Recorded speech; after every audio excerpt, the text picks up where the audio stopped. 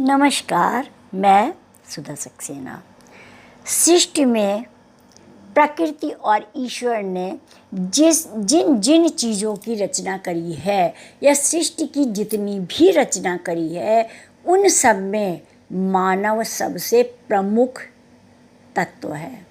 इस बात को हम सबको समझना चाहिए। आइए सबसे बड़ा मर्म पर आज कुछ चर्चा करते हैं। ईश्वर रचित इस सृष्टि में अगणित रहस्य हैं। मानव शरीर जो कि परम पिता की सर्वोत्तम रचना है, स्वयं में एक अद्भुत रहस्य है। हमारे शरीर के चारों ओर जो कुछ भी है वह एक परिवेश है।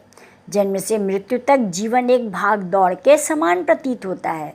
विशेष बात यह है कि इस भाग दौड़ के उद्देश्य से हम आजीवन अवगत नहीं हो पाते कि हमारे जीवन का उद्देश्य क्या है।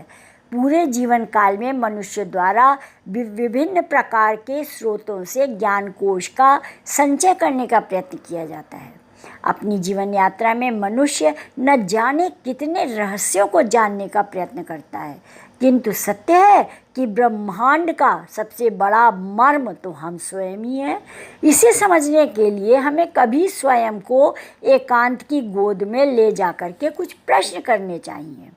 जैसे, मैं कौन हूँ, मेरी उत्पत्ति कैसे हुई, मेरी यात्रा कब तक चलेगी और मेरे प्रकट होने का उद्देश्य क्या है।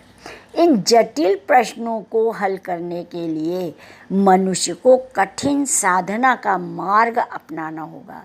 एक बार यदि भौतिक जगत से मोह भंग हो गया तो हम पूरी तरह आत्म केंद्रित एवं आत्मोन्मुख हो जाएंगे।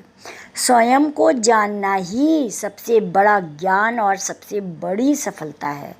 भौतिकता के बवंडर एवं माया के मोह जाल में फंसकर आत्मज्ञान कदापि संभव नहीं है, क्योंकि आत्मज्ञान के लिए गहन चिंतन, मनन और तप की आवश्यकता होती है। चित्त का शांत होना भी आत्मज्ञान के लिए एक अनिवार्य शर्त है। चित्त अशांत होने पर वैचारिक उथल पुथल एवं भांति भांति के भावों की ज्वालाएं चित्त की एकाग्रता में बाधक बनती हैं। अतः आत्मज्ञान होने की दशा में मनुष्य शरीर एवं आत्मा को अलग अलग देख सकता है। दूसरे शब्दों में यदि हम कहें तो मनुष्य स्वयं ही कर्ता के रूप में ब्रह्म होता है तथा स्वयं ही दृष्टा की भूमिका का भी निर्वहन करने में सक्षम हो जाता है। हमें अपने अमूल्य जीवन का थोड़ा सा भाग स्वयं को जानने के लिए समर्पित करना चाहिए।